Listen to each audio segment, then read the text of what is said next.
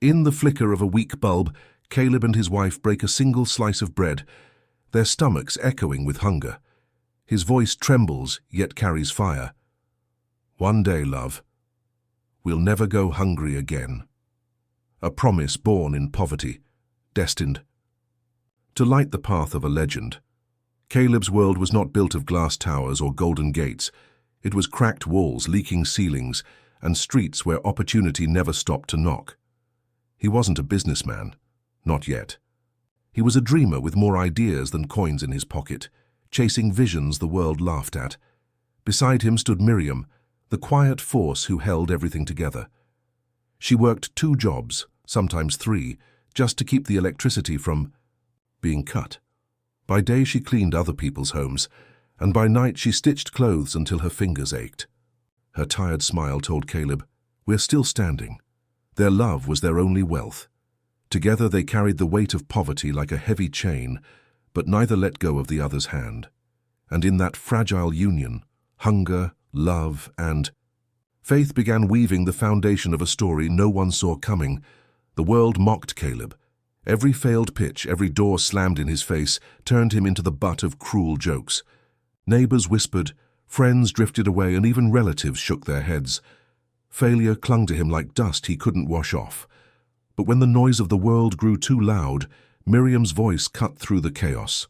She never shouted, never lectured. She simply looked into his tired eyes and said, "I believe in you even if no one else does."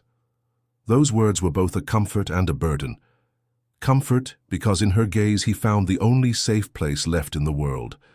Burden because each syllable reminded him of the responsibility he carried. He wasn't just fighting for himself. He was fighting for her faith, her sacrifices, her unshakable love. In Miriam's silent strength, Caleb found his anchor, and in that anchor, the impossible began to feel slightly within reach. Day after day, Caleb walked the city with nothing but a worn briefcase and a heart full of ideas.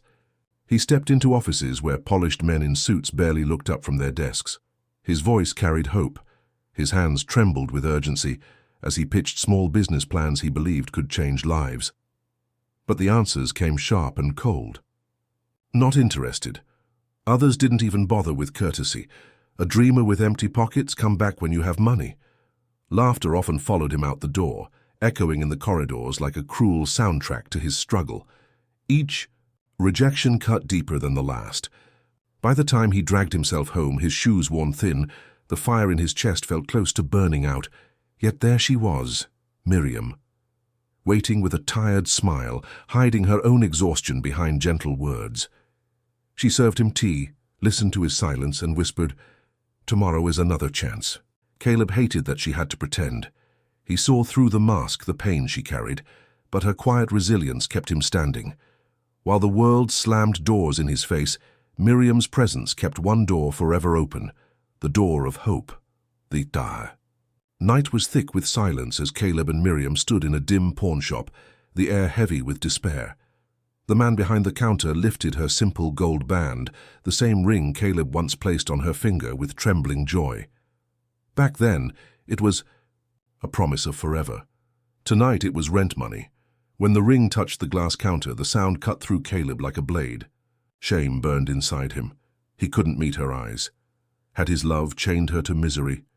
He once swore she'd live a life of comfort, yet here she was, selling the one symbol of their vows. But Miriam did not flinch.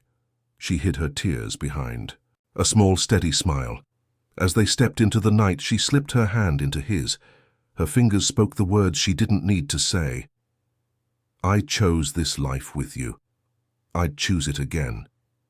And in that silent gesture, Caleb understood. Her love was not a weight dragging him down. It was the anchor keeping him alive. One day, he promised himself, she would wear more than a ring. She would wear the life he owed her.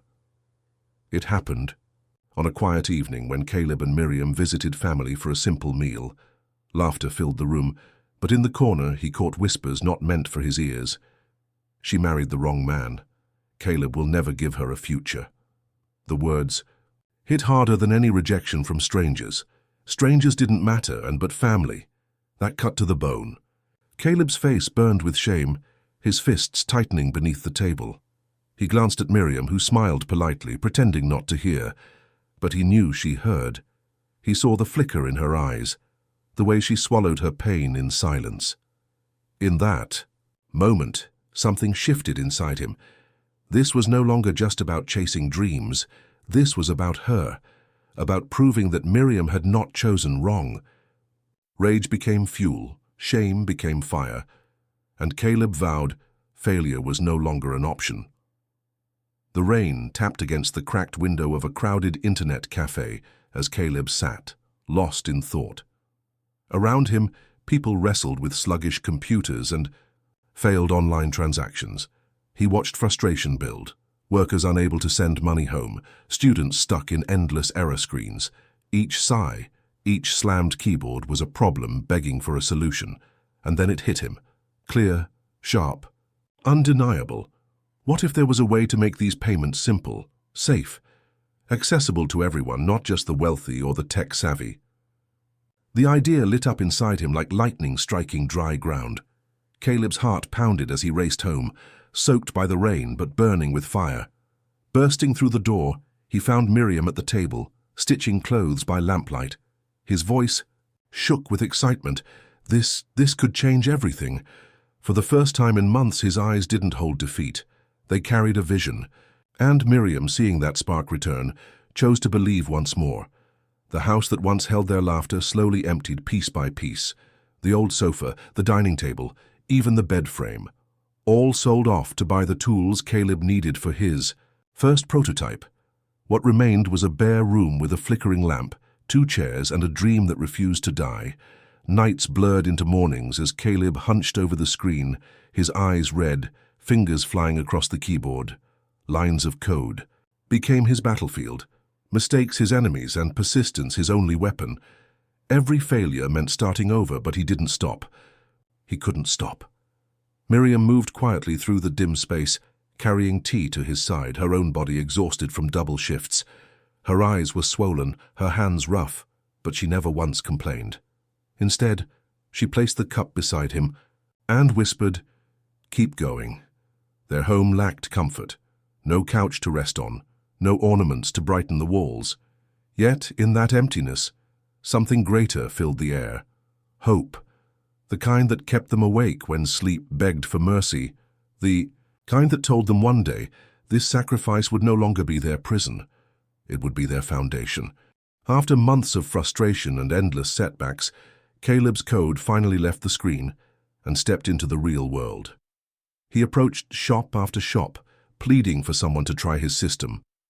Most waved him off, unwilling to gamble on the ideas of a man with nothing. Until one day, a small shop owner, tired of failed payments and constant complaints, gave him a chance. Caleb set up the system with trembling hands, every heartbeat echoing louder than the clicking keyboard that had birthed this moment. The customer tapped, the payment processed, the receipt printed. It worked. For a second, Caleb couldn't move. His breath caught in his chest as the reality sank in. It wasn't perfect, it wasn't polished, but it was alive. His dream had finally taken its first breath. He rushed home, bursting through the door where Miriam waited, weary from another long shift. He grabbed her, holding her as if letting go would shatter the moment. With a voice thick with tears, he whispered, "We're not dreaming anymore. It's real." And for the first time in years, their hunger didn't feel like despair. It felt like the beginning of something unstoppable. The doors that once rejected Caleb were finally opening. Investors leaned forward with interest, their eyes alive as he explained his little payment system gaining traction. For the first time, he walked out of meetings with hope rising in his chest, and beside him was the man he trusted like a brother. But betrayal wears the kindest smile. While Caleb dreamed of the future, his partner quietly filed papers, presented the idea as his own, and shut Caleb out of the very vision he had bled for. Overnight, the doors closed again. Investors turned cold, contracts vanished, and Caleb stood outside empty-handed. At home, he sank into silence, staring at nothing. Miriam watched the fire inside him flicker dangerously low. She touched his shoulder, but the weight pressing him down was heavier than her hands could lift. Betrayal hadn't just stolen his work, it threatened to steal his will. The walls of their small home grew heavier with each passing day. Bills piled on the table like cruel reminders of failure, and eviction notices slipped under the door one after another. Caleb sat in the dim light, his shoulders bent under the weight of dreams that now felt like lies. That night, his voice cracked as he whispered the words he had buried deep inside. Maybe they were right. Maybe I'll never give you the life you deserve. It was the sound of a man breaking, of hope draining away, but Miriam's reply came firm, sharp, and unshaken. She lifted his chin, her eyes burning with fire. Then fight harder. For us. Her words struck him like thunder, in the silence. In that moment, Caleb realized he wasn't just battling for success. He was battling for the love that refused to surrender, even when he almost had. Miriam's words lit a fire Caleb thought was gone. With nothing left to lose, he stripped his idea down to its bare bones. No fancy designs, no expensive features, just something real that people could use. He carried his laptop into small local markets, convincing shopkeepers to try it. And this time, it worked. Transactions flowed smoothly, headaches disappeared, and word spread faster than he could keep up. One store became 10, 10 became 50. What was once ignored now became indispensable. For the first time, money trickled in. Not enough for luxury, but enough to breathe. More importantly, respect followed. The same people who mocked him as a dreamer with empty pockets now spoke, his name with a hint of admiration. Every late night, every sacrifice, every tear Miriam had hidden was beginning to bear fruit. Caleb wasn't just surviving anymore, he was building. And this time the foundation was unshakable.